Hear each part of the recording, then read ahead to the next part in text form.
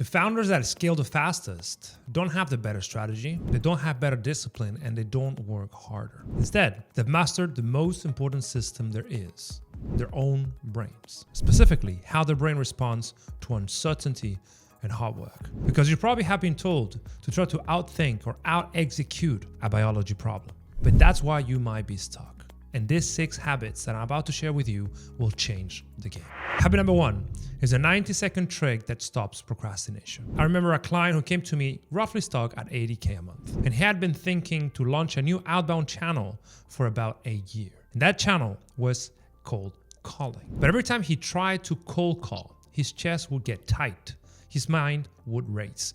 And suddenly he remembered 15 different urgent things that he absolutely needed to do first. So he thought he was scared of rejection. But that is not what was happening. When you're about to do a hard work, like a sales call, or a difficult conversation, or launching something before you think it's ready, your body physically interprets that as a danger. And your heart rate spikes, your breathing gets shallow, your prefrontal cortex, which is this part of the brain, the part that makes good decisions, literally goes offline. And you think you have a discipline problem, but it's not. It's a nervous system problem. And there's research out of Stanford that shows that a single physiological sigh, 2 quick inhales through your nose, long exhale through your mouth, can literally shift your nervous system from threat mode to safe mode in about 90 seconds. That's it. 90 seconds. So that is exactly what I told him to do. Right before his outbound block, before his body would hijack him, he'd run his 90-second protocol. 2 inhales through the nose, long exhale out, 3 cycles, and then he started dialing. First week, it felt stupid, but his body stopped treating sales calls like physical threats. Second week, he actually started looking forward to his outbound time because he wasn't white knuckling through anxiety anymore. Within 90 days, outbound became his primary revenue channel. That's not because he got better at sales, but because his nervous system stopped sabotaging him. And this works for any task that you've been avoiding. Habit number 2 is the one question that ends all bad decision making. A client told me recently, I'm tired of waiting things to be different, but I'm still not taking the actions I know to change them. And every founder I start working with has a version of this problem. They know who they want to become, but every day they make 1,000 micro decisions that keep them exactly where they are. They take meetings they shouldn't take. They say yes to opportunities they should decline. They spend time on tasks their future self would never touch. Elite founders use one filter for every decision. Would the elite version of me do this? Not what should I do or what should my mentor do? Is what would the 100 million version of me do? The version I am becoming. How would he approach this decision? And I remember a client who was stuck at 1.5 million for like 2 years. Very smart, hardworking, but every decision came from a 1.5 million mindset. So when a potential client wanted a discount, he was thinking, I just need revenue. When someone asked for a meeting, he'd say, well, I should be networking. Let's take the meeting. We rebuilt that decision-making protocol. And before every decision, he'd pause and ask himself, what would my $100 million self do? Would my $100 million discount? No. He will hold the line. He didn't discount. Would my $100 million version of me take that meeting? No. He would protect his time. Within 3 months, his decisions completely transformed because he stopped making decisions based on who he was and started making them based on who he was becoming. And 3 years later, he's very close to 10 million. Habit number 3 is always stopping at 80%. And this is something that I used to struggle with a lot. Remember another client who came to me paralyzed by perfectionism because he was very slow in everything that he was doing, even though everything was perfect. And I remember distinctly when he spent 3 weeks perfecting a lead magnet, a 45-page plus lead magnet detailing all his methodology and all the incredible results he had got his client. The problem is that the moment he was done and he finally launched the lead magnet, only heard crickets, because that is when he realized that the market didn't want 45 plus page lead magnets. It wanted short to the point lead magnet. If he had shipped at 80%, he would have learned this before. That is why elite founders consistently ship at 80%, because feedback is the #1 way to improve. The best information for improving anything in your life is not in your head. It's literally outside of it. It's in the market. So shoot it and see what the market thinks. In essence, sheep at 80%. And as soon as I helped my client change his mindset about it, it took about a couple of months. He started seeing his output triple because we track everything. He was actually getting more done and also getting better because he was getting feedback that wasn't delay anymore. So feedback beats perfection, speed beats polish, and momentum always beats second guessing. Habit number 4 is work easier, not harder. I know you've been told you need to work very hard and that is your mode. But I'm here to tell you that is more often a recipe for disaster. Because I'm told very often things like, I feel like I'm a 5 out of 10 performance, I'm inconsistent, I'm frazzled, I'm anxious about it. This is a very natural outcome if you keep grinding endlessly all the time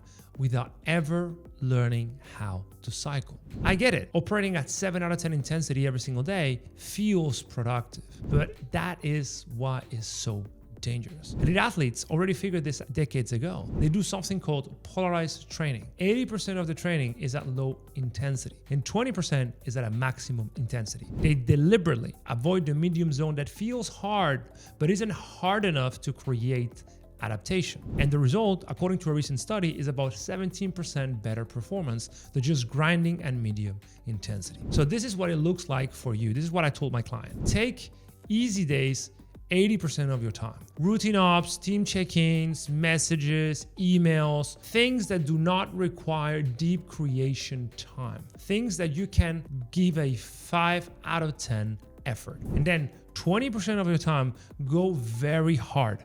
Create products, build marketing systems, really go hard.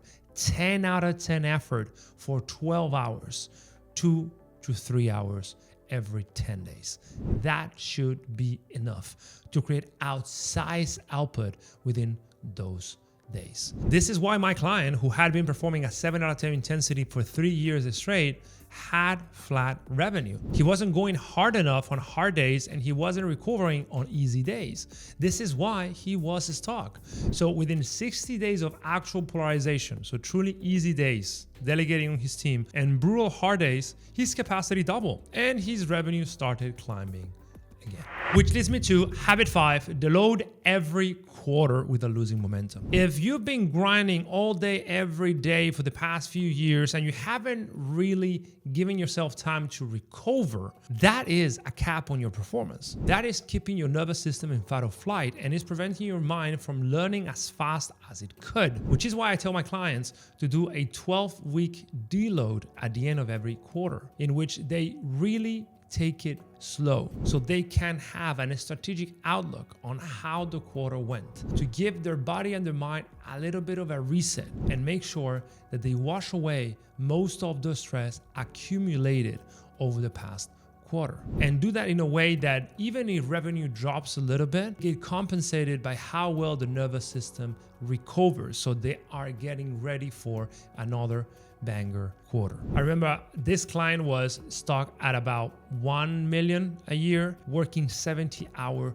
weeks. And it wasn't until he'd take a full deload week and he really worked very little that he found the ideas, but also the resolve to break through his current ceiling. And his personal output next month tripled because his nervous system and his brain were not fried anymore. And within 6 months, he was already about to hit 2 million. And habit number 6 is to make it 4% harder. See, most founders oscillate between two states: bored when work is too easy or paralyzed when it feels impossible. Neither state produces execution. Flow state research is clear. You enter flow when the challenge is 4% beyond your current skill level. Not 40%, 4%. Because if it is too easy, your brain disengages. If it's too hard, your nervous system shuts down. But 4% beyond your current edge, that is when sustained focus happens without anxiety. And I remember that I had a client who wanted to do YouTube videos, but he found it impossibly hard. He had no editing skills, never done it, no equipment, no team, nothing. I was thinking, what is the 4% version of nothing? So I told him, just record a 60-second loom explaining something to one of your friends, to another founder. And he sent that. He was 40% beyond his edge at that time, which was 0. Then he sent another loom. Then he recorded a full video. Then that full video circulated within a Telegram group that they had.